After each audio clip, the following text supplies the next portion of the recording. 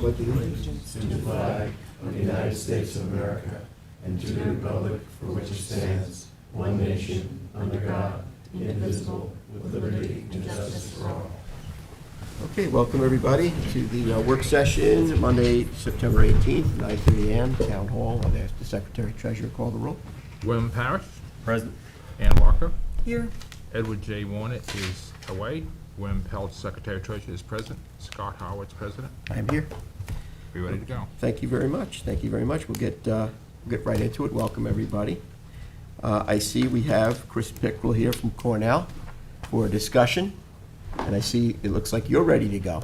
Ready to go. So if you want to either come here or there, sign in, state your name. Sign in first. I'll do it after I speak. So. Yeah, okay, as long as we...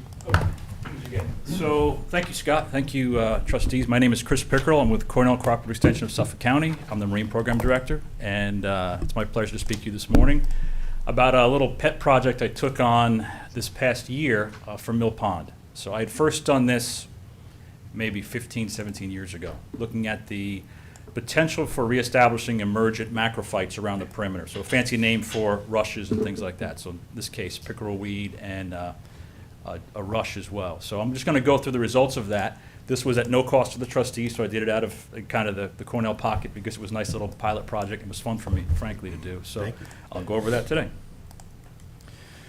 So this is the pond, obviously. The star is the location where I did the plantings, and that is kind of in a somewhat sheltered area, just, I want to say seaward, but just pond side of the overhanging trees that are there in about 3 feet of water.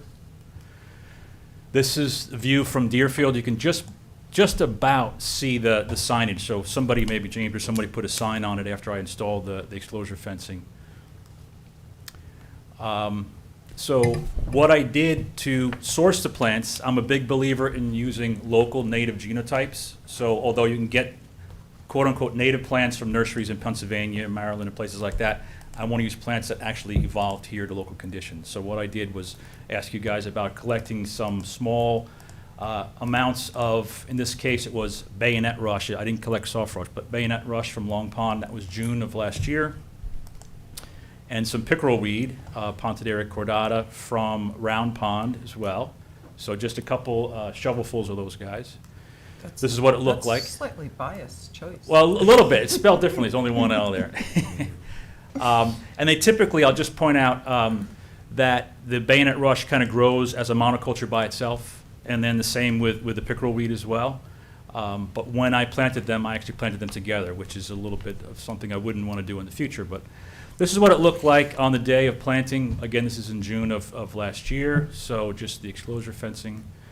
What I did was create a galvanized mesh fence to encircle the planting area to prevent the carp, the larger carp, from coming in and ripping the plants out of the bottom, as well as to maybe consider, and I was talking to James about this, about the geese. I hadn't thought about them, but this would have protected from the geese as well. So lucky there. So I planted both in this system. This is what it looked like on June 16th, so the planting day. Not much to look at. This is a couple months later, on August 18th. You can see the pickerel weeds kind of taken off somewhat with those larger, broad leaves.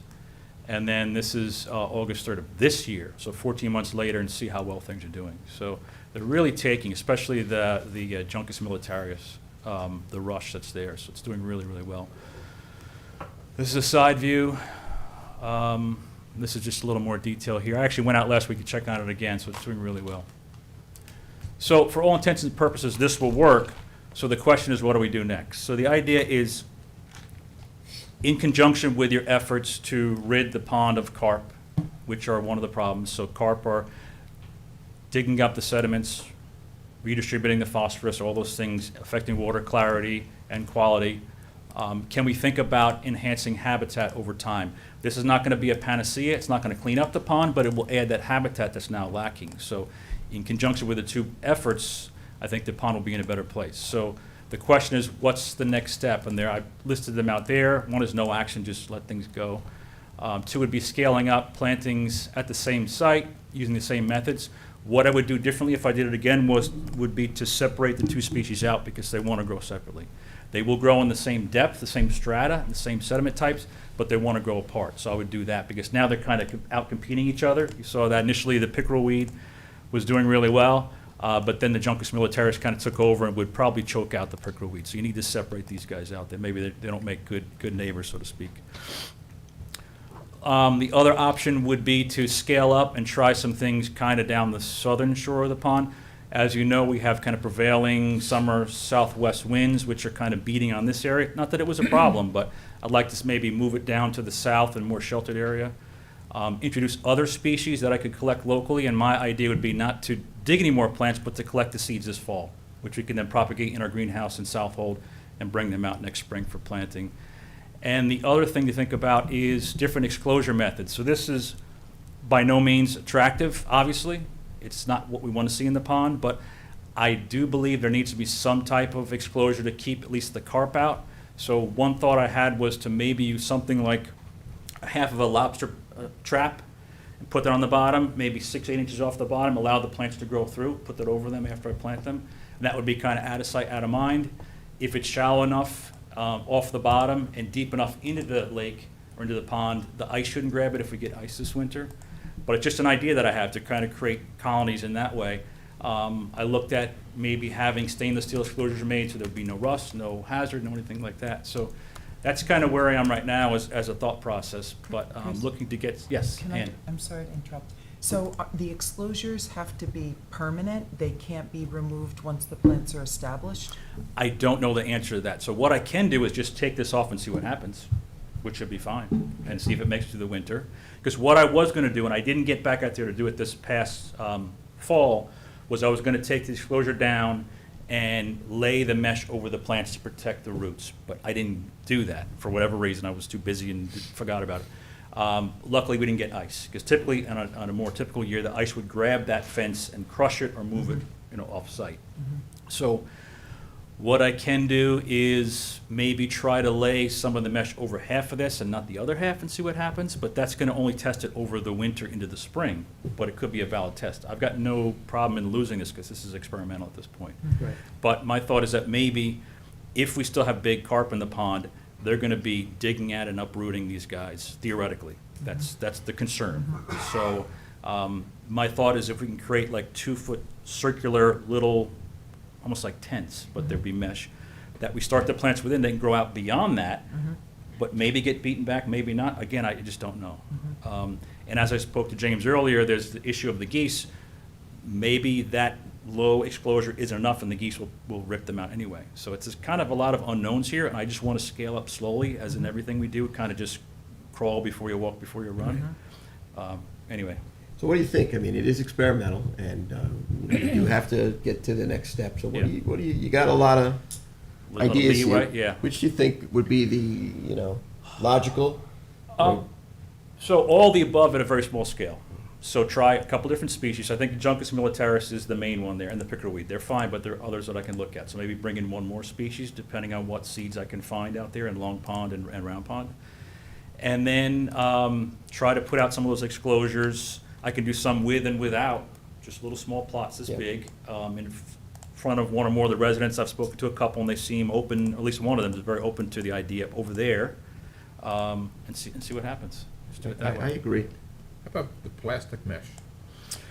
That's a possibility, for sure. It's flexible, you can lay it down, and when you put the seeds, they can go right through it. Yeah, I mean, the thought is, I want it to be kind of off the bottom, so it allows, so even if, say, the fish or the geese would eat it down, there'd be still some green under the water to grow, so I don't want it too close to the bottom. Over winter, I can do that where it's kind of like an envelope over it, but throughout the growing season, I'd like to have it a little taller. So I looked at, lobster pot mesh, stainless steel, any of a number of things. Could be plastic. I mean, we're trying to get away from plastic, microplastics and things, so, is that concern as well. There would also be, well, first of all, we should have led with, thank you so much Oh, for taking this on. We very really welcome. It was my appreciate pleasure, it. really. We know you have a special place in your heart for Mill Pond, as do all of us. The other thought I was thinking was, both on Head of Pond Road, there are a couple community preservation properties, so there would be access there Okay. as well when and if you look at other spots.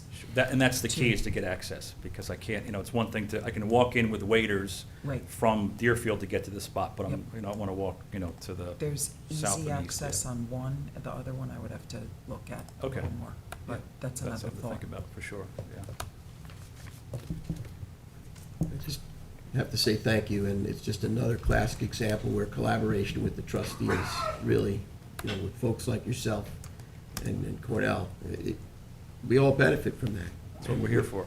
Yeah, that's what we're here for. So, when we work together, we really get a lot of great things done. So whatever, I'm accessible, as you know. Whatever you got to do. I had this just to show here, just thinking about that eastern shoreline as a possibility. So I can talk to some residents, see if they'll give me access through their property during the spring and summer, and get a couple exposures. Maybe I'll pass them by you guys, maybe more informally if you want, just some ideas we can kick around. How about, would it be benefact to try in other ponds? For what purpose? Does he have where they would grow in other ponds? So it seems like most of the other ponds are kind of okay for the most part. I mean, Yeah. this like Sag Pond to wherever, there's some. that are- Wirewood?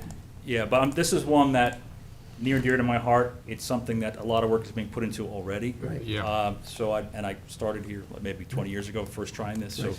let's just pursue it. Okay. The technology is very simple, it all works, but just at each site's gonna be different, so I don't wanna Yeah. confuse it in that way. Okay. So we'll collect seeds from other areas, again, to get that local native genotype of the plants that Right. belong here. But, and then if this is great, in 5, 10 years, then we do it somewhere Right. else, if it's needed, Right. basically. Lily pad harvest, I think, is supposed to be occurring today. Yeah, Right? they're moving in today, they're mobilizing Wow. today. So they're Okay. mobilizing. That's for- great. That's Yeah, great, so yeah. they're mobilizing today to do that part.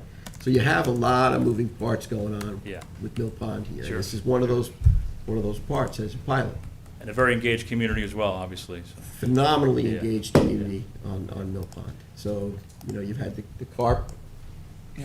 remediation, you have this going on, we have the lily pad remediation going on. You got some momentum moving here. So whatever we got to do to keep that moving Yeah. is, I think, a good thing. Also, Excellent. Chris, your plantings count as littoral vegetation, right? Yes, correct. Because those were recommendations Yes. that were made with initial management studies Sure. that were Correct. done, Yeah. but we were waiting to see what would happen with the carp. Yeah. So, I mean, the fact This- that you've taken it on It's, is huge. yeah, it's absolutely another piece of the puzzle that Yeah. had to come into place with the whole overall management to try and get it moving back in a better water quality direction. So, very important pilot project. So thank you so much. You're very and welcome. We're pretty Yeah. much open to whatever your Okay. next step suggestions, any and all. Okay, And whatever we can do to help facilitate, okay. Yeah. like Sounds good. literally a phone call away. Yeah, So, and Yeah, the access. exactly. We can Okay, look at that perfect. too. Thank you very much. Yeah, for sure. Thanks, Chris. Thank Thank you. you so Thank much, you. Chris. Thank you. Thank you. Okay, that's great. Pell and Welker, we have a Lake Missquag Association relative to a big fresh pond invasive species discussion. Okay, I see a group here today. If you want to all come up together and sit up here would be fine if you like. Well, that would be wonderful to hear between each other. Would you like to come here and Sure. sit? Come on, everybody could sign in. We have another chair We here have for another you. chair. Anybody wants to sit, we can get you all here. You okay? Good. Thanks, Jess. Come on up. Folks are all working together.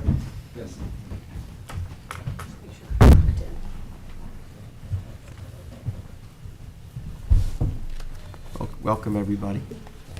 Thanks. Thank you.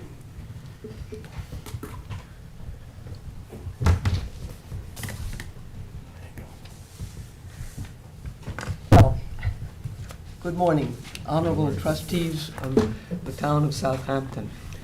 We came to you almost exactly a year ago in August, and we outlined at that time that we were so concerned with the Phragmites and water lilies invasives in the pond expanding rapidly. And we were very encouraged by your response and your reception to our concerns. At that time, you suggested that we do a pilot study to remove the Phragmites in a certain area.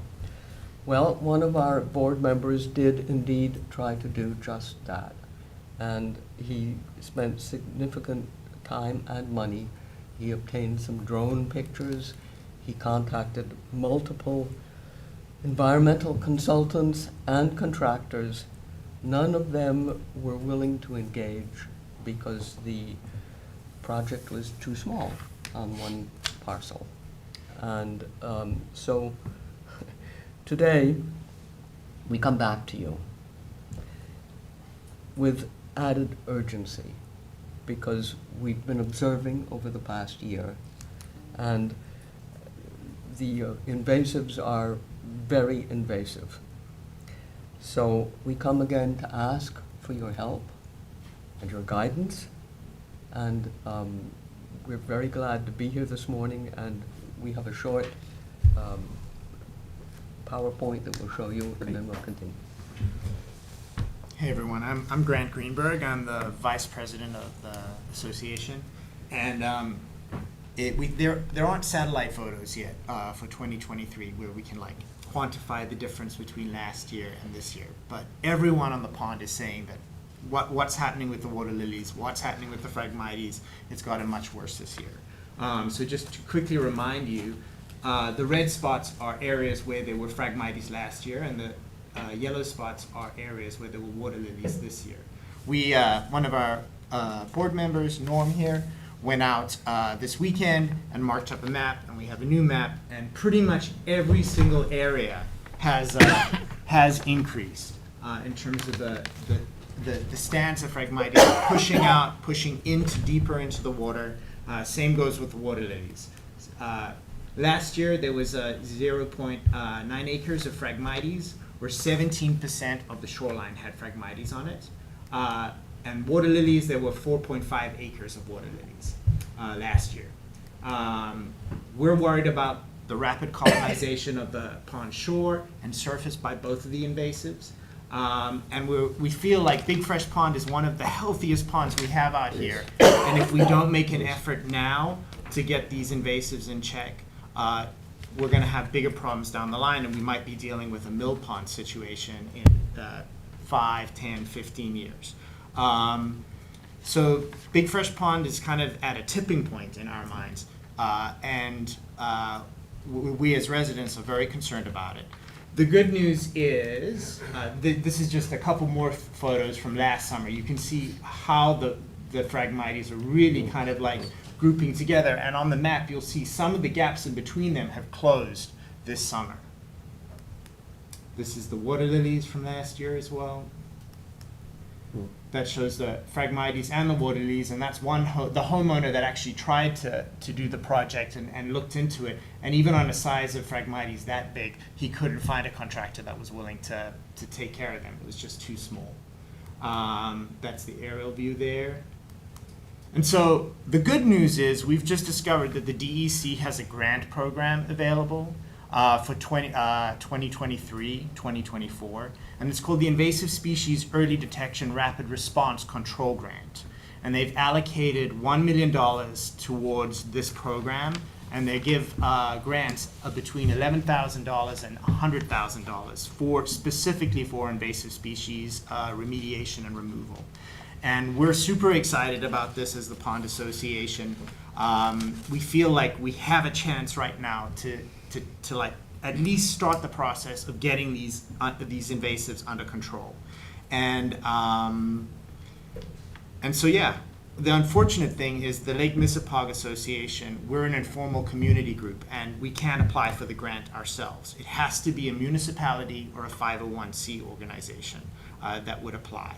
And so we're here today in the hope that the town of Southampton, and ideally I think the trustees, since you guys have jurisdiction over the water, will partner with us and help us apply for the grant. Sure, absolutely.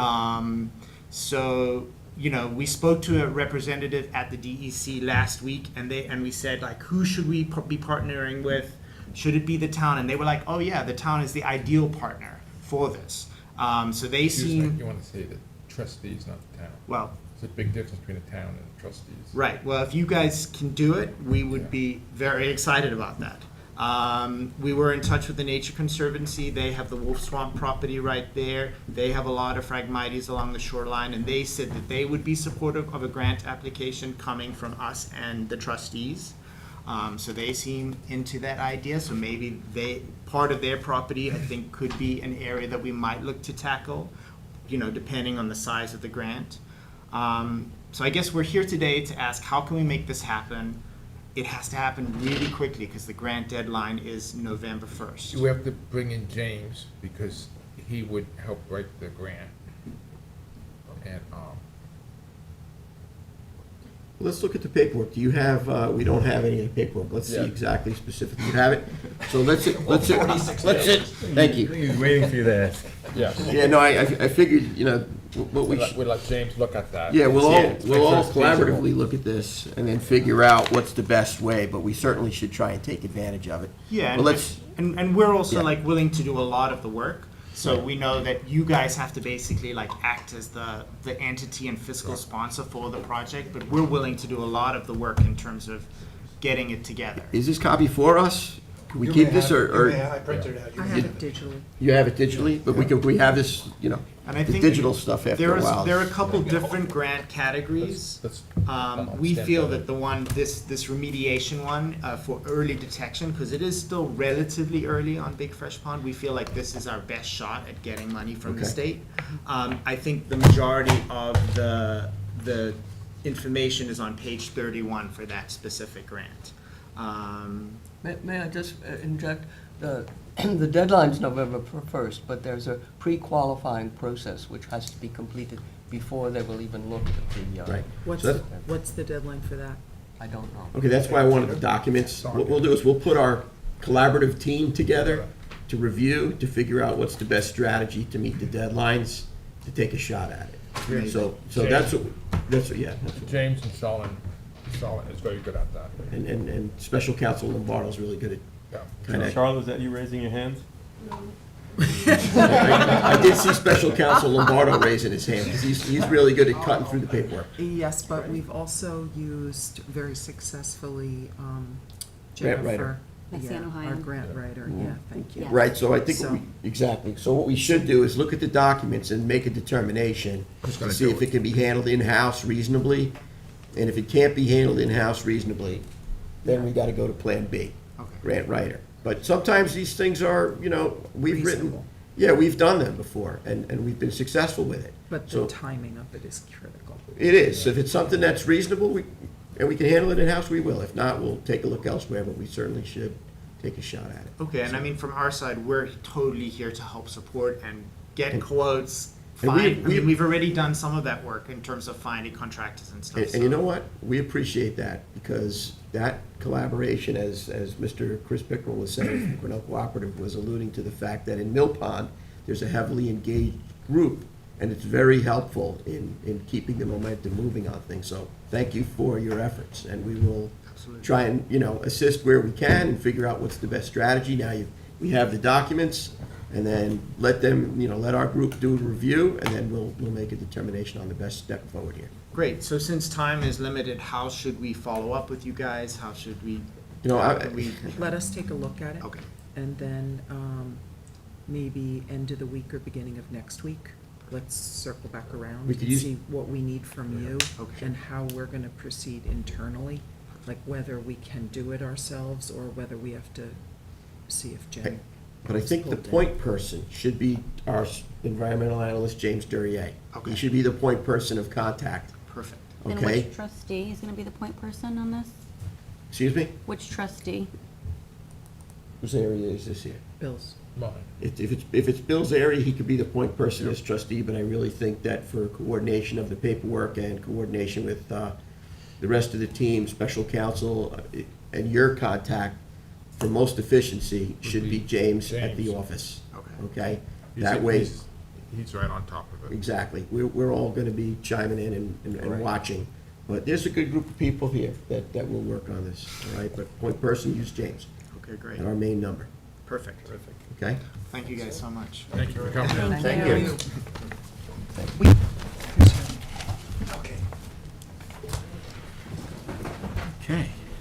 next one is Fresh Pond Mooring. We got a letter from Rich Franks a few weeks back.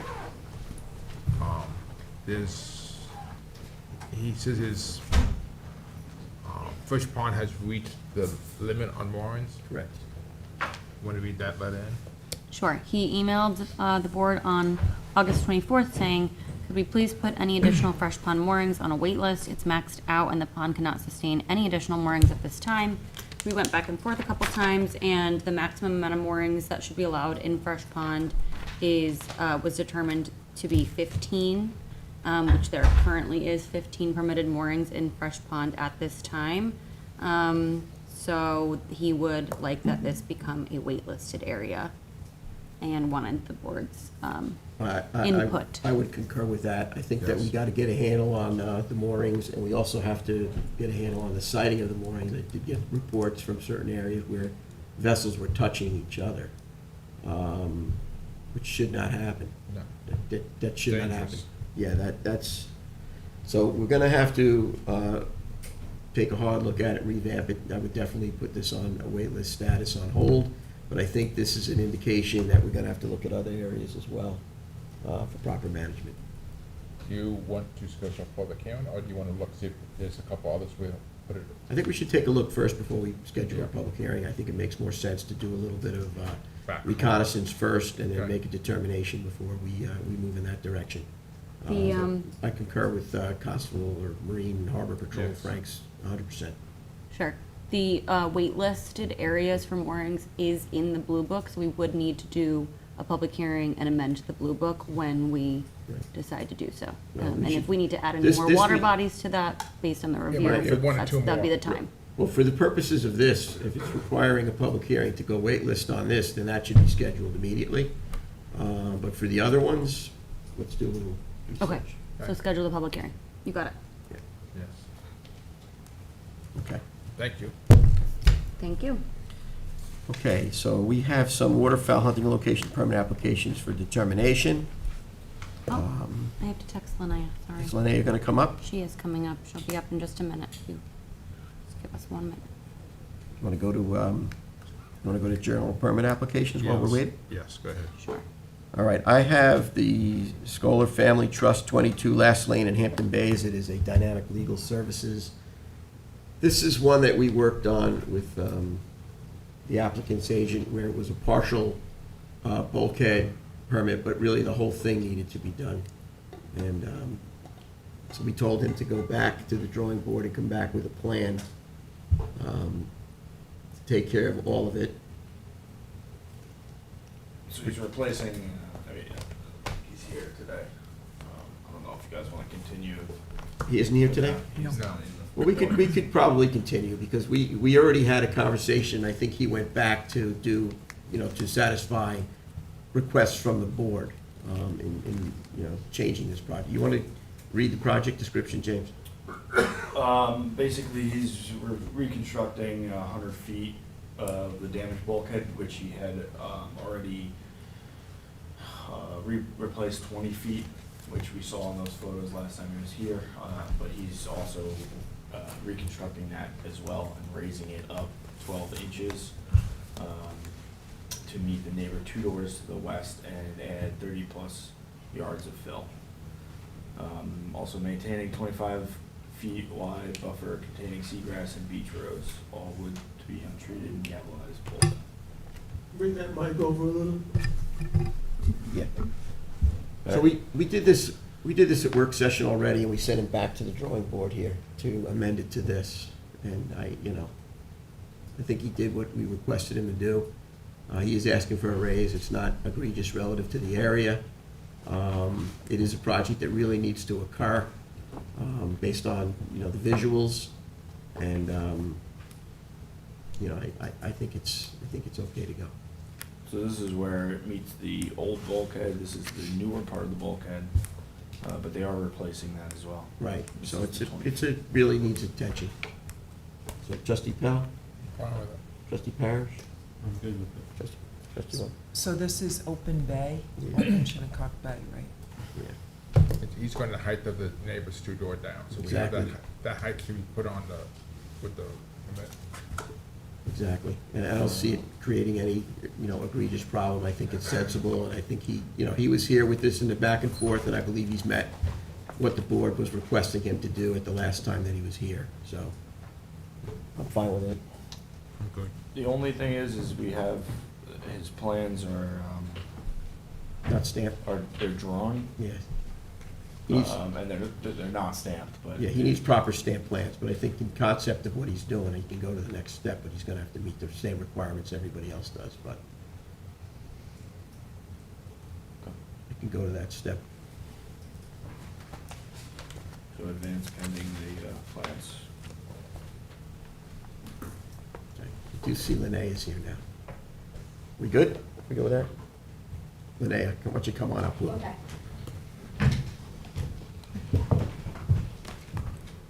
Good morning. Good morning again. Thank you.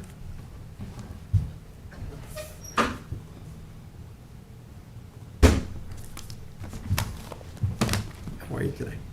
I'm good. How are you doing? All right. Okay, so first up we have John Lemansky. He's approved from the wait list. He'd like to take spot 109. I sent it over to Rich. In the Bay Constables, everything was all good and Blue Book compliant. So would you guys like to approve, hold, or deny this? It was all good by the constables. I'm fine with it. Okay. There we go.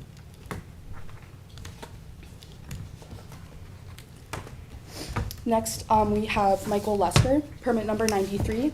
He would like to transfer this blind spot over to Richard Corwith.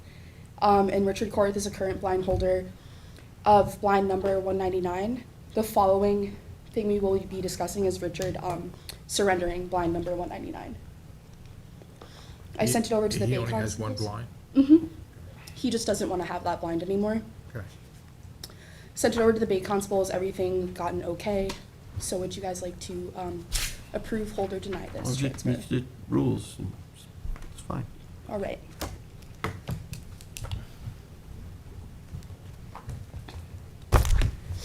So as previously mentioned, this is for Richard Corwith, permit 199. He would like to surrender it to the wait list. Okay, we'll Okay. take it. Approved. Awesome.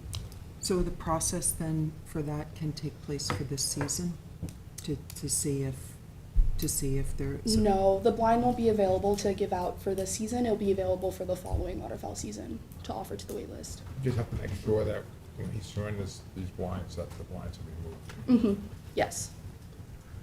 I'll do a follow-up with Richard.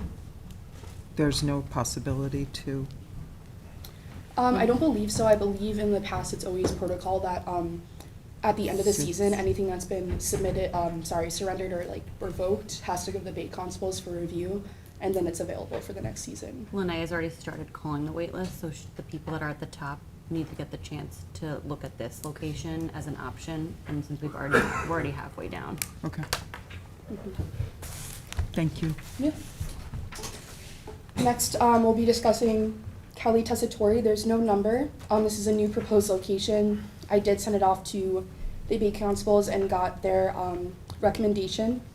This is what Rich said.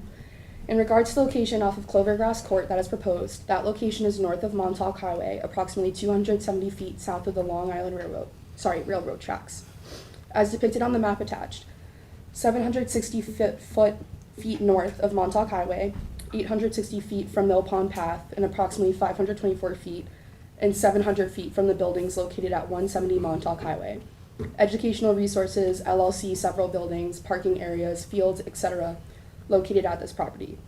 Discharging a firearm in this area would not be advisable due to the close proximity of the buildings and the surrounding residences on Clovergrass Court. So that was what Rich's recommendation was. Would you like to approve, hold, or deny it? Trustee Parrish? I think we should follow Harbor Master's recommendation. So it's listed as a denial. Yeah. So we want to advance the denial. Advance the denial, yeah. Okay. Or have him withdraw it. Because that spot's been axed a few years ago. They axed it. Someone else axed for the same spot. The same spot? So it's been denied before? Yeah. Okay. So I guess you're gonna deny it again? Yeah, but maybe we should keep it a track record of the spots were denied. Mm, That way, when other people apply for it, so you save time. gotcha. Yeah, tell them it's already been denied spot. And Okay. this next one does need further review. Yes, it does. So That's that was put on accidentally, my mistake. So that Sorry, should not guys. be on. Yeah, so my Yes. apologies. So that's on a That hold needs a status. We'll hold that. Yes. then, Okay. yes. Okay, All Thanks, right. Jess. okay, Thanks, Linnea. Yeah, no problem. Thank you, Linnea. Thank you, guys. moving right along. 61 Inlet Road, DKR Shores. Come on up.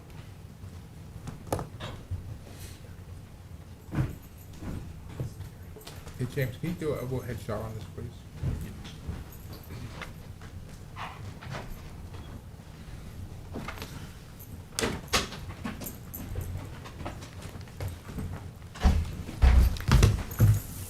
Hello. Is it Inlet Road East? East. Yes.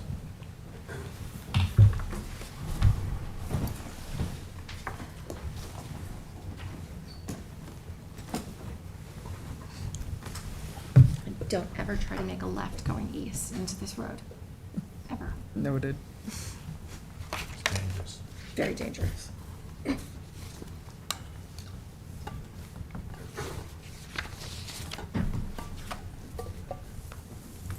Thank you. Especially at 4 o'clock. Oh, it's horrible. What time is it there?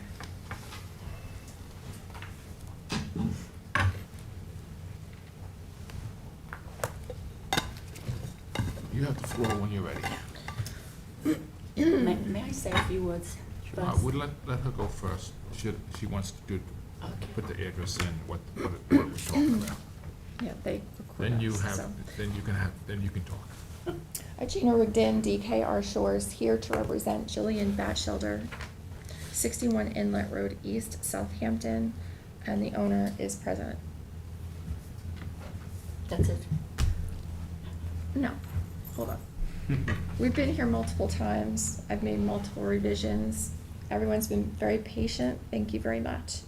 I've had the opportunity before the meeting to speak with the owner, and we do have some comments and some recommendations.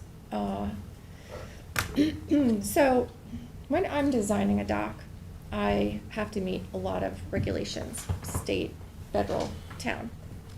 I also have to balance what the client wants versus environmental impacts. So what we try to do is get to the deepest water, obviously, and shallow water areas. And then we try to traverse the dock so it doesn't cause as much damage as possible. That would be the skinniest marsh areas. Originally, I had the dock in the skinniest marsh area, which was to the west of the property. And the client liked that because she could see the sunset. The DEC rejected that notion, so I moved it over to the next skinniest area to the east, which is pretty much right in the center of the property. DEC approved the project, letter of coordination went out, Department of State and Environment and Corps of Engineers. I have not gotten rejections or the final permit for Corps of Engineers yet. So I only have the State, Department of State pending with you guys. What I'd like to do is actually put the dock back where the DEC approved it. Because not only does it follow the path that they requested it be moved to, that had previously existed and been disturbed in that area, but it traverses the skinniest section. So if you see this section to the left where it dips in, That just was put your, a pointer, James, like that was on your the arrow original on spot, it. Regina? No, that was the second spot. Okay. So the original spot was to the west where that dip is, Right, the pointier one, yes. So the next spot was the one down, yep. and right in the middle, that's where the DEC approved the dock.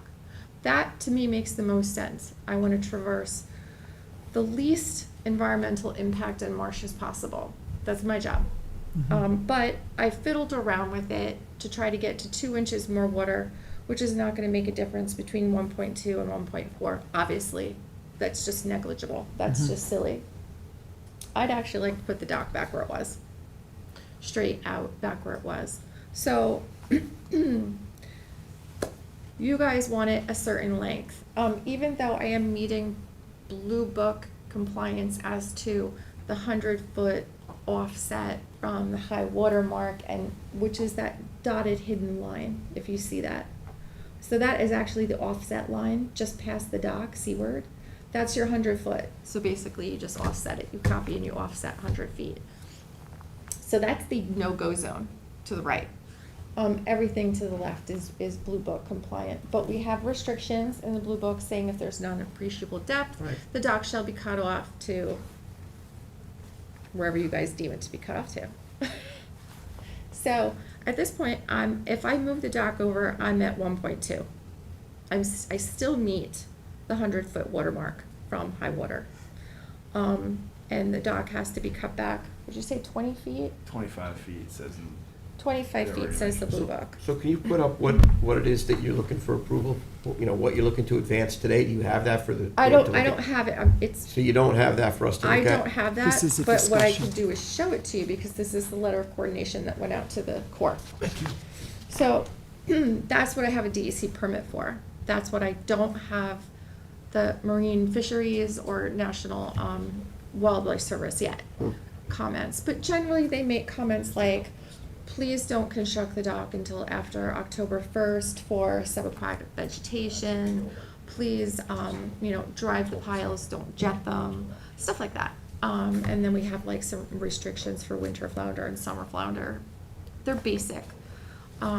So to me, cutting the dock back 9 feet or 10 feet or 20 feet is not gonna help or hurt anything environmentally. It's just about the rules.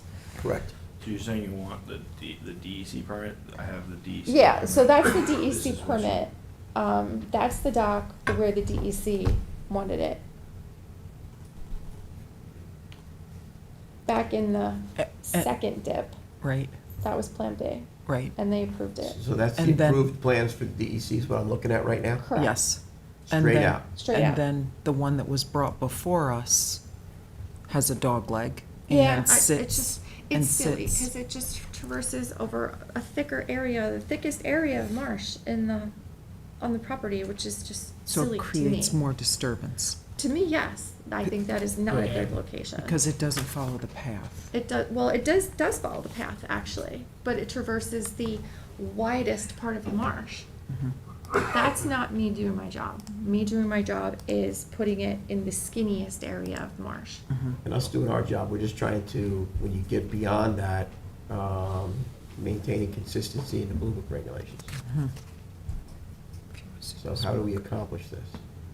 Well, let's let But your Jillian client- speak. She's here. She came all the way out here in the rain. I didn't actually. As a simple homeowner with no expertise at all in your field, it's a daunting experience to be here in front of you. I wrote a few words and I would just like to read them if I may. Sure. Yes. It's not within your mandate, obviously, to provide landowners with Thanks. sunset views or to fulfill their dreams. It's clearly understood. But I'm hoping that by taking another look at my specific situation, you may be able to find a way to do that. There are a total of 17 waterfront properties on Inlet Road East and Cold Spring Court. Every single one of them has a boat dock and wonderful views of the sunset. Only myself and my neighbor to the right don't. There is not another dock anywhere around the entire shoreline of Cold Spring Pond till you get back to Cold Spring Point. Virtually all that shoreline is a preserve. It's unlikely there will ever be any other dock there, ever. So I stand alone, the only one to be denied the dock amenities my neighbors enjoy. Longer docks are the norm here, and my longer dock would be totally compatible and consistent with the surrounding area. The dense hardwoods of pilings today, I'm told, can last up to 100 years. It's therefore a once-in-a-century minor disturbance to put in all the pilings for a dock. Ponds also recover fully over time. I wouldn't. The major difference at my longer dock is that there would be no disturbance whatsoever from boats or jet skis or the hauling of a floating dock onto the wetlands, as has been happening annually by the hundreds, possibly thousands, everywhere here for an eternity. So actually, my longer dock would be less harmful to the wetlands ecosystem than any other dock in my neighborhood. Surely these important factors should be taken into consideration when reviewing my application. Implementing the intractable, uncompromising, no appreciable difference in depth provision would be a terrible blow, and in my opinion would not be compatible with your mandate to protect the environment as well as to serve the interests of inhabitants. So that's all I have to say, and hopefully you'll find some way to give me what I want. Okay, thank you. Thank you for that. Appreciate your sentiment and your words. Appreciate that.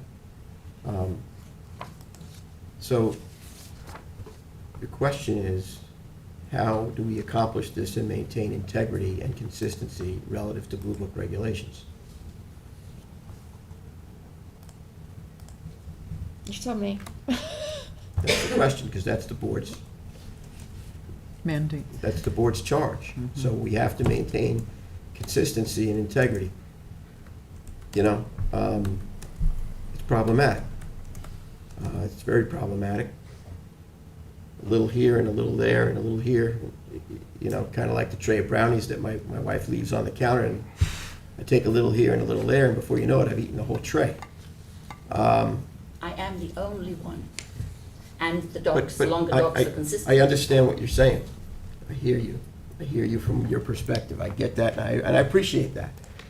Just that the difficulty in this is that it has to be consistency in what it is that a board does when there's regulations. It's not about, you know, the specifics, because this is not a board that is a granting of relief board from regulations. It's a board that has a mandate to ensure consistency in those regulations. So, you know, I appreciate your words and your feeling and your sentiment. It's just that how do we get that to translate without creating that whole tray of brownies being eaten up and gone? Because everybody has their passion. I certainly do. And that's the difficult part in this, in dealing with it. It's that everybody has their thing that they want, and we get that. It's just our responsibility is to, you know, have rules that are voted on by a board, and that everybody, you know, plays by those rules. And we rely on experts, you know, applicants, agents that do a great job in balancing it out through the, you know, courses of many different regulatory authorities, as she's mentioned, because in reality, you can't just pick and choose which regulatory authority's rules you want to abide by. You have to meet the test of everybody. And from the board's perspective, you have to make sure that the decisions that you make don't create further problems on other projects that at some point in time could be detrimental to the environment and the resource at large. So it's not as easy for the board as you may think it is. And that's why I asked the question. It's like, how do we accomplish all these goals that we want to, and at the same time maintain integrity in the Blue Book regulations that we kind of live under? So that's why I look to you. Would the board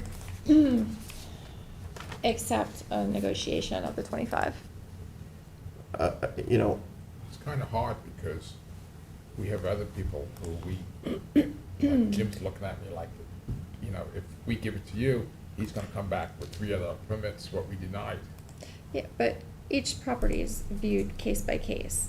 And each property has a totally different shape, has a totally different shoreline, has complete different aspects. So it wouldn't go for every single dock. It would be because the property is shaped strange versus the coastline. So But- Everything is site-specific. It's true, but when you look at the site specifics of the survey and the water depths of what you have, it's pretty clear, and that, I think, is what makes this problematic. I mean, when you say the sunset, you want to see the sunset. May I ask a simple Sure. question? The Blue Book, is that mandatory? Yes. You have to apply those rules? Yes. And we don't grant variances. Yes. That's what's very It challenging is. in all of this. That's what I was trying to We're explain. not- We're we're not not a a- board that grants relief from rules. But the Blue Book says specifically, you must go to a lower, you must, with no exception ever. There's no room for exceptions. There's just, you have to meet the tests and figure out how we fit this project into the regulation, how we get this to work for everybody. And that's why we were trying to move things over here and over there and trying to get it to work out.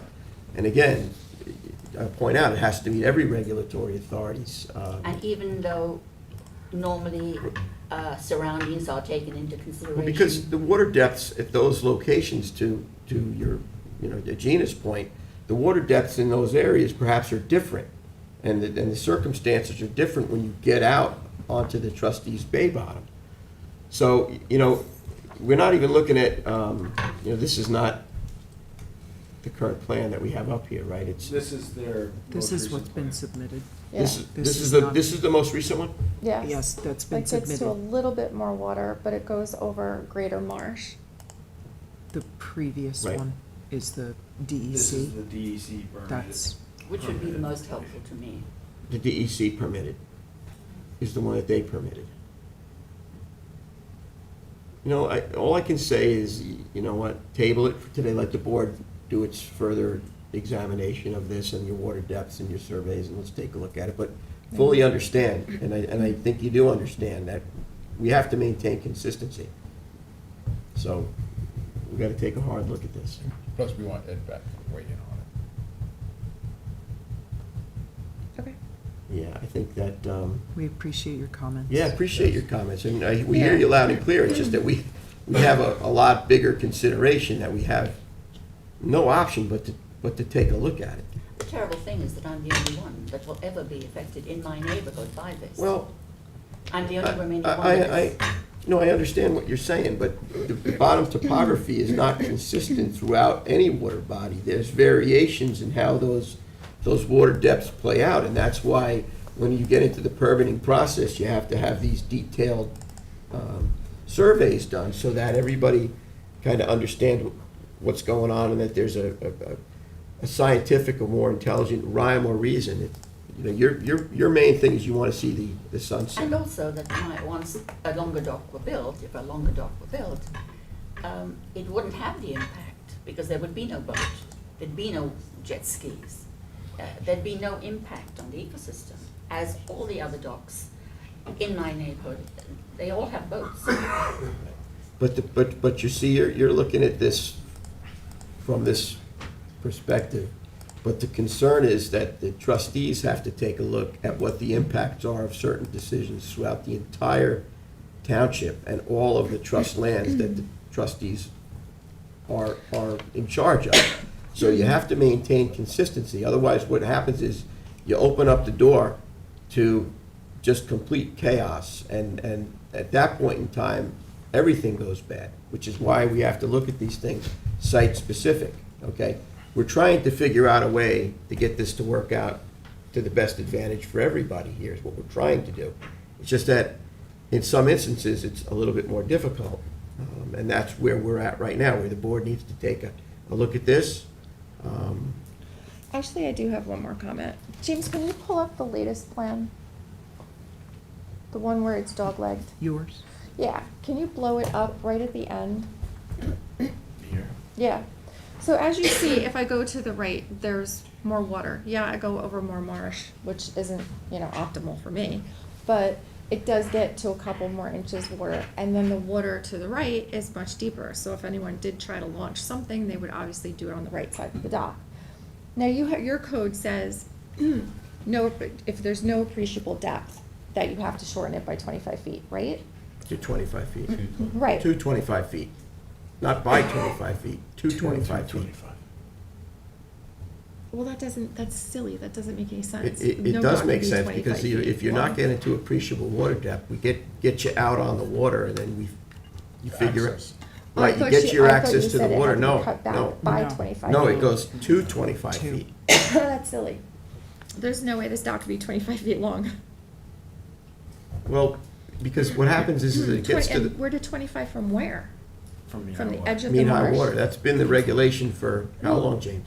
That, if I did that, it would still be in the marsh.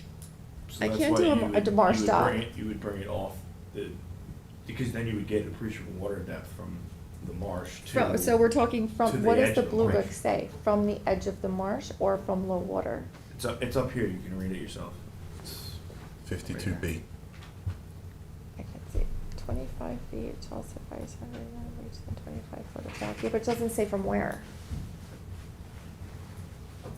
It's always been. It doesn't mean high say, water. but it doesn't say from high water, it doesn't say from low water, it doesn't say from edge of marsh. It doesn't say from where. Shallow water areas would be not exceed 100 feet from mean high water. It's all from mean high water. Everything's from mean high That's water. the That just jurisdiction. doesn't make sense. Or because- bulkhead. I Well, mean, you could. first of all, the rule doesn't make Mark, sense what do you because think? there's so many docks where high water and low water are this far apart, you know what I mean? Versus this far apart and it's like a skinny area of cord marsh. So it should be from the edge of the marsh, not from high water, which could be landward by 100 feet, you know? That's a really, you guys should actually look at that because that doesn't apply to every dock, it's impossible. And the 25-foot dock So the- would land in the middle of the marsh. So is that what you're saying? it would literally be the edge of the marsh. So high water is, like, bring it back up. So high water is way, way, So way back to the dock. landward. So if you take her project from MHW and you take it and you scale If I it to did run 25 high feet. water, it would be in the edge of the marsh. Right, but so the appreciable water depth would be 1.2, so the trustees would allow it to get to 1.2, which would be the edge of the marsh. But Yeah, then that's from the silly. edge to the marsh out, you don't make that appreciable water depth. Am I correct? That is Mark? correct, yeah. Yeah, so Okay. you could get a paddle, kayak, or You- something like this, It would get to the marsh only. You would get Okay, here. so, all right, so what I'm saying here is if you look, 1.2, 1.3, 1.3, 1.3, 1.4, it does get appreciable depth, where I have it right now, which is Two- why I two filled it inches. around. I mean, that's up to, times. you're not talking to me, you're talking to the trustees. So They're the ones when that it make that says decision. 1.4, 1.4, 1.4, yeah, I get that. I get that. Because you're not gaining anything going past the first 1.4.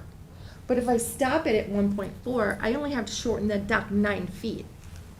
I've already done the math. I've done this already. Okay, so what's the problem then? Shorten it 9 feet. Then I get to 1.4. Everybody's happy and I make rules.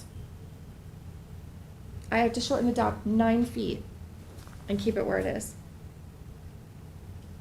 We have to look at it. Yeah. We have to look at it, Gina, Okay. okay? So, To me, that makes the most sense. so I'd what we're meet looking at right every now is other not a rule. shortened dock by 9 feet. What we're looking at right now. Is that one shorter by 9 feet? Yeah, So but it hits the The plan you have right now 1.4. is not what is not the plan that we're talking about. It's, Yeah. right? Because you're No, beyond. this is the last plan. Yeah, but it's beyond, right? But it's beyond, but it's getting appreciable Right, depth. so what you need to do, I think, is make your changes, Okay. send it back to the boards for the board's consideration. You're gonna have to go back through all the other regulatory agencies. Right. I And would you're have gonna to have to- you're modify gonna the take- permit. you're I gonna don't have to think they'll have a problem with Bring, that. bring a project that is consistent with the Blue Book regulations, Okay, is what the board's charges. okay. But definitely you guys should revise that blue book to silly. Let's work on it. I appreciate that. Let's do one thing at a time here. Yeah, because it's just, Let's- it's let's just, do- it's impossible. Let's do one thing at a time. Noted, noted. Everyone have a good day, stay dry. Okay, thank you for your time.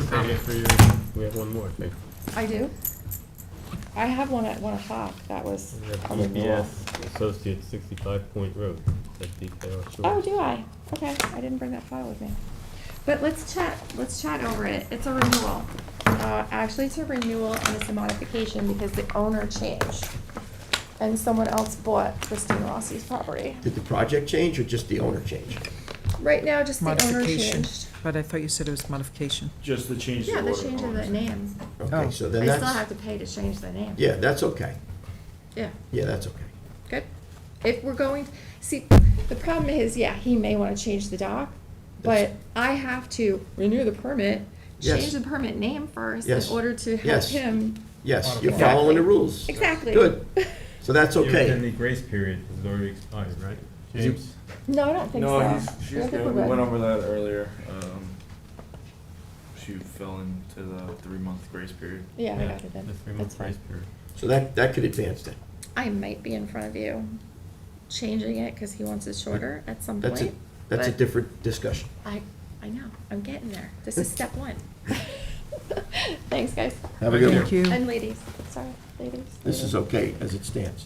Thank you. Take care. That one's going ahead. Yeah, that's okay. The first one's on hold for her to adjust her plans to Blue Book regulations, if she can. Trustee Welker. I do not see anyone from N Consultants here, so maybe we hold on those two, but we can take 1025 Flying Point Road Okay, in the interim. okay. See, Mr. Jim Walker's here. All right, this is gonna be short. I hope so. We did everything that we were supposed to do. We sent stuff to Charlotte. Not 100% sure what happened in the past, but you now have everything that you asked for, including engineered plans, so it's ready for approval. That's a biolog job and a bulkhead replacement. Can you say the address so people know what you're talking about? 1025 Flying Point Road. Thank you. That's it, Scott. How you doing? I'm doing all right. So, Ann, you okay with?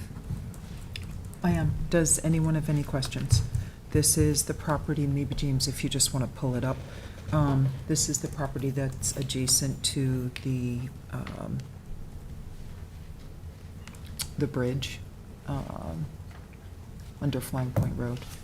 And the biologs will be placed on so it sits between the bridge into Channel Pond and the boat launch. So the biologs will go on the north end, and the bulkhead it sits just off the road, right, Jim?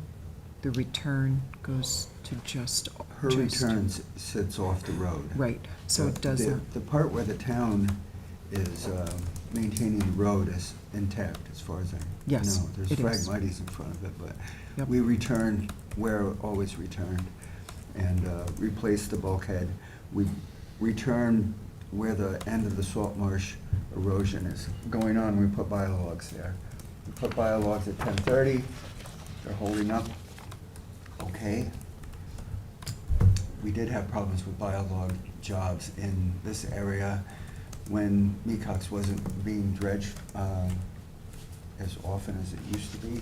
But now that the trustees are dredging, everything should work out. We plant groundsel bush. Groundsel bush is our best chance of getting the shoreline stable. This goes all the way up to the little boat ramp at the. When you say dredging, you mean the openings? Inlet. So when it was high bay, there was a lot of abuse going on to the shoreline. Getting beat The up. high water and the ice Beating it up. causes problems with natural shorelines, basically tears the stuff apart. So now that we're letting it on a It's working better. regular basis, you have better, management of the whole Much better. resource. We replaced the one at 10:30. This is the old inlet into Channel Pond. Dick Thayer dug it for you guys years ago and put the material up here. A couple times. Jim, what's the predicted life of biologs? Well, the first biologs that we put in were at Stuart Gross's property, and they lasted about 10 years. The bottom line with the biologs that we installed for Stuart Gross's, they grew groundsel bush on their own. So now what we do is we plant groundsel bush behind it, and the hope is that it grows right into the biologs and turns a natural shoreline into a permanent shoreline. That's the hope. Doesn't always work perfectly. Biologs should be maintained. They should be replanted. They should come back to the board from time to time. Do we need to put anything like that in special conditions I don't think so. about maintenance and about This property owner is motivated to On keep it. her shoreline. Yep. Was your question from a general nature or just specific to this project? Just in general? That's what I thought. Yeah. I don't think you need to put in a condition, because anybody that's interested in restoring their shoreline is gonna come back to the board again when and if they have ice damage or biologs come undone. Mhm. Generally, you can put them back in place. However, if they're gone, they need to come back to the board. Okay. Does anyone have any questions? Thanks, Jim. I think this should be advanced. Okay. Hopefully that was short enough, Scott. Thanks, Jim. Good to see you, Jim.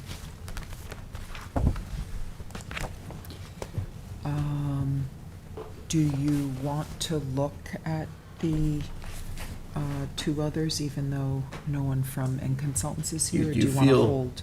Do you feel there's an ability to move them without the consultant here? Because We if there's don't- no ability to move them, then maybe we should wait. We don't have DEC permit on them, right, James? We just have Army Corps. So if we're just gonna, if So there's we're nothing, just- if there's no action we can we're- take, we should we're- probably wait. We'll just be looking at them. We Yeah. can't, we don't have Army, we don't have Ed's not DEC. here. Right. So it probably would make more sense to Just wait. wait, because we won't be able to Okay. effectively advance Maybe, them. maybe someone will come later and then we can review them. Correct. Okay, thank you. That makes sense. So we do have LI permit expediting for 21 Sandpiper Court, LLC, West Hampton.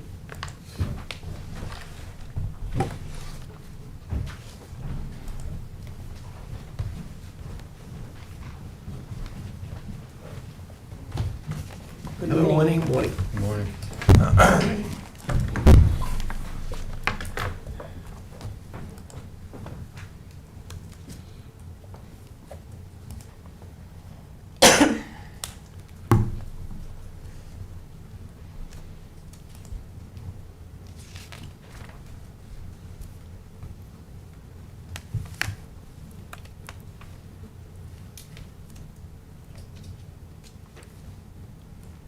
Welcome. How is everybody today? Sorry to hold Nice you to up. see, nice to see you all. Thank you, trustees, for having me and letting me speak. I know we already had discussions previous to this on it, and I came back with a couple of answers to questions that all of you had. Specifically, trustee Welker had a lot of questions as to whether we investigated living shoreline options as far as the property is concerned now. We did discuss that. We did try the koi logs, and that did not work. And I did more homework to try and find out, well, okay, if we tried this, why did it not work?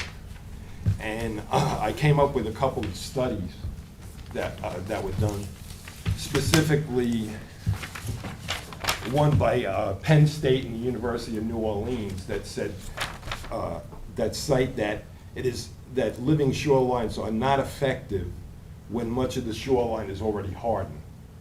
So specifically in our particular purpose, as far as the canal is concerned, our house is on the eastern side of the canal, is the only house that does not have a bulkhead. The western side is all wetlands, so it's fine and it thrives and it's all, you know, there's no problems there. But because our house is the only house that has no hardening on that side, it causes significant erosion. And that erosion is, you know, I was like, why is it happening? Why will it not take? And that was one of the things that they cited in this study. So that's one specific one. And then I have that the University of Connecticut also did studies and said that living shorelines are not effective when it's high erosion.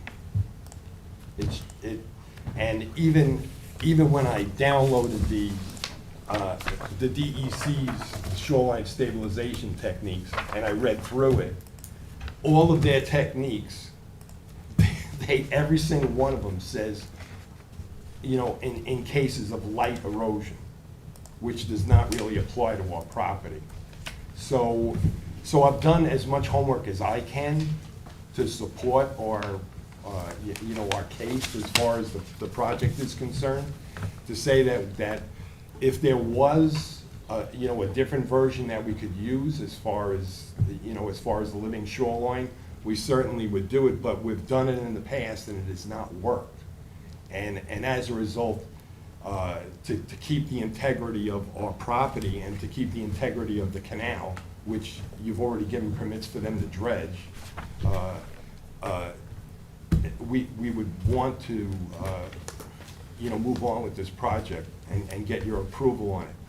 The other question that was asked was, and I did simple scaling on it, all of the living shoreline options that even if we did take those living shoreline options, we would wind up cutting back our property.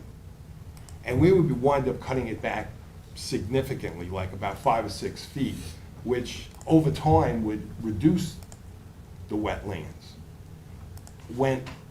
because it would erode back further. You know, so the water would just keep coming in onto our property. The project that we've proposed is at least a somewhat ecological option. And this answers the question that did. I did simple scaling. It would actually add, on our property, it would add 4,900 square feet of wetlands. It would add wetlands to our property. So what other approvals have you already obtained? So we've been obviously back and forth with the DEC. The most recent letter, they just wanted an analysis of the amount of wetlands to be lost and gained, and I believe you trustees should have this. If we put the bulkhead in line with the 2 adjacent bulkheads, we'd be losing minimal, you know, it's kind of just like a rounding error, 7.4 square feet. We'd be adding 388 square feet, bringing the wetland vegetation behind the bulkhead to currently meeting the bank. And to Tom's point, if we did do like a living shoreline at that same level, we would need to cut into the bank and lose the vegetation that's currently there. There's trees and different things we're trying to maintain. So to clarify, when you say bulkhead, you're referring to low sill bulkhead? Yes, anytime we're speaking about bulkhead. Right, so I just want to, Yes. Low sill. yeah, Yes, because low it's, sill bulkhead. a bulkhead and a low sill bulkhead are Two different things. So I just want to Yeah. make sure that, No, for this the is public, also, that sorry. they understand that. We're not talking about new bulkheading. Correct. We're talking about a low sill, which creates an environment so that you could have a net gain to wetlands and eliminate these, erosional disadvantages. It's a, And this low sill will be about 6 inches lower than the neighbor's full-size bulkhead.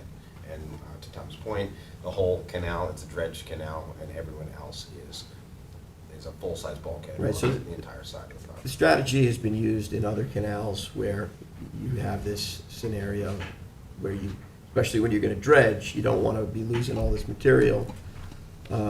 Exactly, creating a navigational hazard and losing more of the upland into the water, so. And we actually do have a dredging application in right now with trustees DEC and state USAC to redredge, and we're like 3/4 of the way through. Low sill bulkheads have been used throughout the township. Since we wanted it a while ago. Yeah, and when you get them to the proper height, and I know working with the New York State DEC, they're very, picky about what that height is, and we generally, we concur. Yep. And you can effectively build wetland and eliminate. Yeah, I have a picture here of another It's just Right. something up With- from line. With a thriving wetland behind it, and And the backside was before. Yeah, and that was, the I wall mean, was the put in. improvement. Yeah. right. Also been utilized in areas where, brush jetties were, that were creating more of a problem than a solution, especially with the fact that they were getting torn apart heavily by storm, and fetch, and creating dredging issues. So, the whole thing, the whole design and the height and all of that is critical, but it can be very effective to your, I guess, analysis of gaining how much wetland behind it? So behind, What square footage you yes. calculated? It's, I calculated. What is it, what did your plans 4,900 show? so from this analysis, this is just the bank line to where the low sill bulkhead would be. That would be an additional 388 square Okay. feet.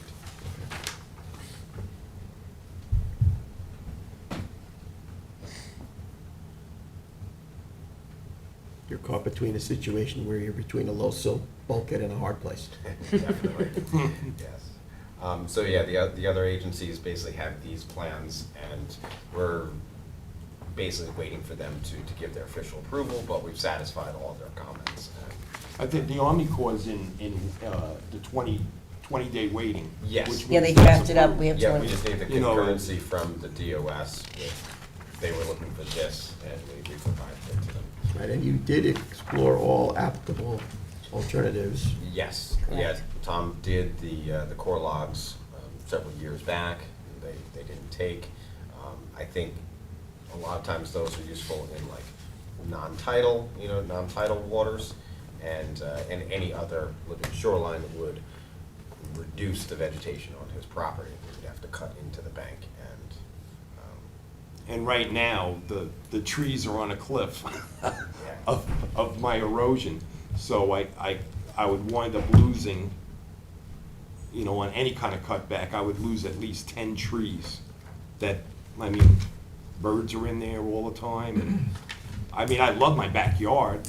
I want to keep it nice the way it is. It's like, but and I think that's an important point too, is that a lot of those yards on that side of Sandpiper are manicured lawns right down to the bulkhead. He doesn't even want that. Even if you would allow him to do that. We would never. He wants his trees, he wants his wetlands, he just wants to be able to We don't allow that. not continue to lose it. Look, I sit on my deck, I love it, watching all the birds and all the wildlife in the area. It's just that I'm waiting for the day that I start seeing those trees just go boom, right into the canal. Well, we dodged a bit of a bullet last week, right, with the Yes, storm. Uh-huh. It could have been a heck of a lot worse. It was, but it was windy in my backyard. I'm sure it Oh my was, God. but it could have been a heck of a lot worse than, Yeah. Trustee Welker?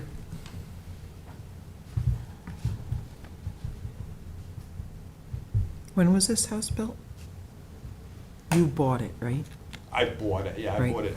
I've been in the house for, I think it'll be 5 years in November. So the previous owner never installed the bulkhead? No one ever put a bulkhead in. He was here before, when I first got on the board. That was my area, I remember going up that area. Uh-huh. And then you came to trees that we're trying to prove your, to keep standing. Save the your, trees. Yeah. Try to- Bio fire logs. logs. I've been there, I've seen it with the water. Yeah. Oh, Trustee yeah. Parrish was at our house, and he saw the effects of. I think a what's one-cell going on. bulkhead would be a good remedy for it. It would save the canal, save the wildlife behind, and save it, more marsh. You just have to pick the right height. That's the critical thing. Yes. Yeah, so we're proposing it at. Because if the trees 2.5. fall in, you're gonna close up the canal, and it's gonna do more damage to the wildlife by having those trees in there. Trustee Parrish? I was for it the last time, and I'm still for it. Okay. Trustee Welker? We can move it forward and then make a decision at the time. Okay. I would suggest just waiting for the DEC permit, Ah, so that you can match it up with Yeah. the DEC permit. That's fine. DC permit and stamp plans. Yeah. So- If the Let's do that. height is really important, you gotta pick out the right height. Yes. So you don't have to come back. Yes, Yeah, we see, want You might want To to put be it in tiled. there. Right, that makes sense, because you may have to modify. You might have to put it in, Yeah, you you don't know, wanna- just to So, Yes. Something you gotta change. to me, it looks like, you know, that there's certainly a solution here, an intelligent solution here. And you did a lot of homework. I tried. I mean, like, I was scouring, I was looking for, I even called the University of Maryland to try and find out about a project they were working on with PVC tubing.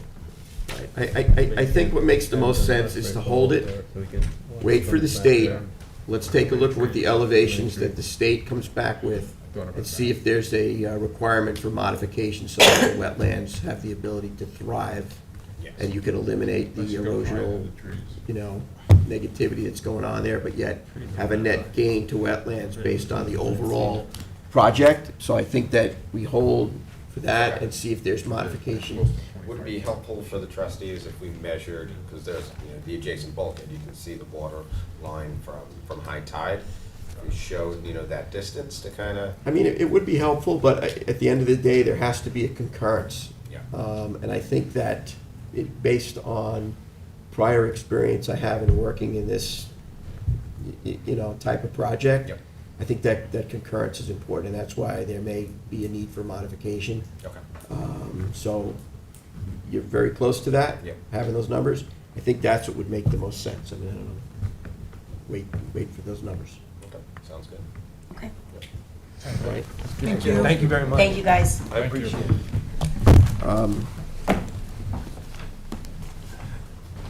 All right, so that concludes, I think, right? Ann, you want to, Yeah. we don't see the other folks, so let's just go over. The rest of it is just going over the general permit applications for determination. Final stamp plans, so we have some final stamp plans for First Coastal, for Earl B. Greer. We have them, James? Yes. And they're good? Yep. You looked at them, they're good? Okay. So trustee Welker's good? We have them, so that can go, that can advance. And then trustee Parrish, you have a couple of sets also, received in from First Coastal. 65 Point Road, nope, wrong one. 400 400 Dune Road. Dune Road, Village of West Hampton. I think we got the stamp plans in. Yep. So that should be good to go. That's good to go, so the First Coastal for 400 Dune Road is good to go. And then 12 Bob White Lane in Remsenburg. Another First Coastal project, We have stamp plans as well. they good, they matching up to? You I'll all go them up right now, just to make sure. make sure they match up.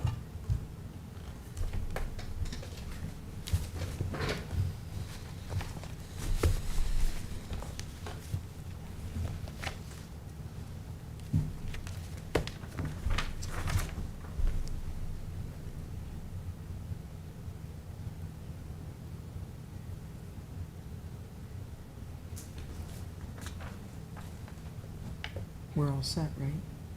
Just looking at them, you good, Bill? Yes. Matching up? All right, good job. Good job, so that advances. Get a chance to talk to you guys. See that? came late too. All good. You done good. We were gonna put a condition Do on you this. have Did anything that you go want in? to add? Let's see. Maybe Bill, you didn't we do were, that. we were supposed to put a condition on here, is that in there? That if he ever removes the Turf? artificial turf? You gotta come up here. Okay. Now you do get to see you. Now Can I you leave do. my hat on?